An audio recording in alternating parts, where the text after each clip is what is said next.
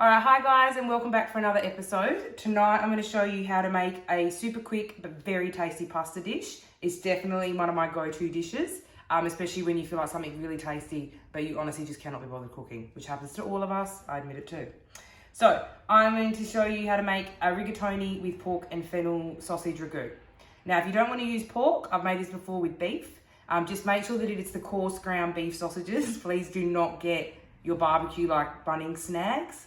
As much as we all deep down love a Bunnings snag, do not put this in the pasta. I've also made this with prawns, equally as delicious. So what I'll do is I'll talk through each ingredient that we're going to use tonight. So what I've got is some sausages, just from a local butcher. Now you're just going to take them out of their casing. So you simply, with a knife, it's this quick. Then we've got some sliced onion, some sliced fennel seed, crushed garlic, the chili, some parsley stalks. So please don't ever throw your parsley stalks away. They're full of flavour. If you just thinly slice them like I have, they're great to fry off at the beginning of a pasta dish. And then this little bit is the tops of your fennel. So when you're buying a fennel, so these little bits here, yes, they are quite fibrous. They're very similar to like the outside of a celery stick. So they're not great to eat solo. You can put them in a stock if you want. The bits that we are going to use though are these lovely little bits here. So we pick these because we're going to use them as garnish, because you always need to garnish your food even when you're eating at home. Always needs to look pretty. And then these bits are what we chopped up. All right, we also have some frozen spinach, which we're going to add to this. And then last but not least, tomatoes. So I've just got some old tomatoes here. They are well past their salad making days. They're definitely ready for sauce. All I've literally done is roughly chop them up. I've added a little bit of salt now, just a tiny bit, so that those natural juices start to come out. And then you're just going to squish it. Like literally get your hands in and squish it away. You just kind of, just to get all those juices out, break them up a little bit. Start to make the sauce right now. So it's really important that you have got the widest base pan that you have at home. So you want as much surface area as possible. The reason this is important, I'll explain to you in a moment. But for now, we're just going to start frying off all our ingredients and get our sauce started. So I've got a super hot pan. Got my olive oil in there already. Smells delicious already.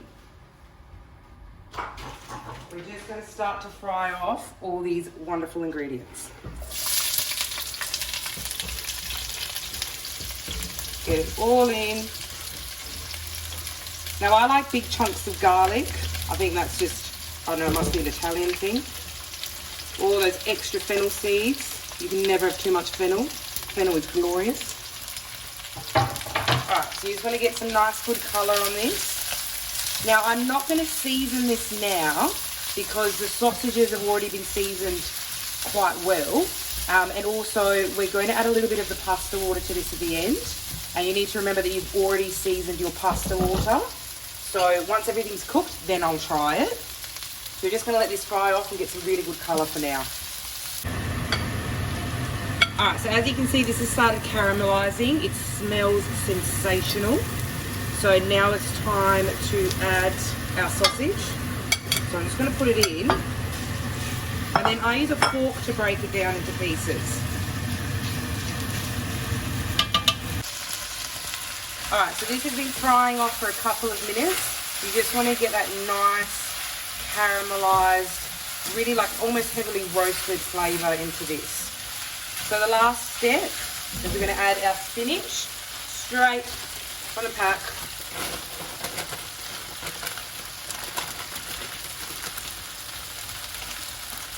We're going to add our tomatoes that we crushed. That helps deglaze the pan.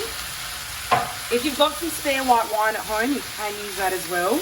I don't know many people that ever have spare wine in their house. We most definitely never do. But if you would like, you can. So we're just going to give this a really good stir.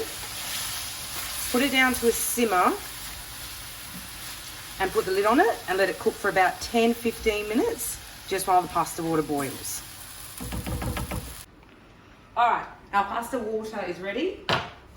So this is heavily seasoned water. So when I say that, it needs to taste like the sea. I sound crazy, I know, but there's nothing more offensive than unseasoned pasta. For anyone who works with me, you know that's one of my sore spots.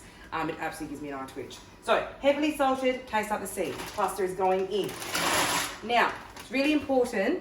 What we're going to do is we're only going to cook the pasta about 90%. So you still want it al dente, but when you try it and you think, okay, it needs maybe like 3-4 minutes extra, that's when we're going to pull it out and we're actually going to add it to our sauce so it absorbs all those yummy flavours. All right, so the pasta is ready. Our sauce, look, it bubbles. It's bubbling away. Excellent. See how you got that nice, lovely sauce? So we do need a little bit more extra liquid though. What we're going to do is use a little bit of pasta water. So the reason we're using this is it's full of starch, so it's a natural thickener. So I'm just putting 2 scoops in. All right, so we're going to add that pasta in. All right, we're going to give it a good mix. Now, the reason why I said it was so important to have as much surface area as possible is because this pasta is going to finish cooking in this sauce. So if you had it in a really deep pan, only the bottom will cook and the top would remain, unseasoned, uncooked. Whereas now we have like pretty much a single layer or so that's going to finish cooking in this sauce. So we're just going to mix it really, really well. Turn the heat off, put the lid back on, and the residual heat will finish cooking that pasta, and you are going to return to a glorious pot full of yummy pasta with sausage ragu. And now we wait. All right. Okay, this has been sitting for about 10-15 minutes. The pasta is cooked perfectly. That starch in the water has made a beautiful sauce, as well as all the tomatoes and that yummy bit of pork. Great. Gorgeous. All right, so I serve this with some freshly cracked pepper. Always nice. We're going to add our herbs. So I have some parsley leaves, the fennel fronds that we picked earlier, and a whole lot of parmesan. So I always put parmesan on the side because I feel that your parmesan ratio is something very personal. It's like a cup of tea or cereal. It's like, you don't know my ratios. So that's how I feel about parmesan. I'm an absolute parmesan lover. I pretty much smother this with parmesan, but each to their own. So I usually just have a grater. Everyone grabs it and does it themselves. Fun times. Anyway, guys, thank you so much. I hope you enjoyed it. I will have a recipe below with the alterations as well. And have fun and enjoy this with a very large glass of red wine.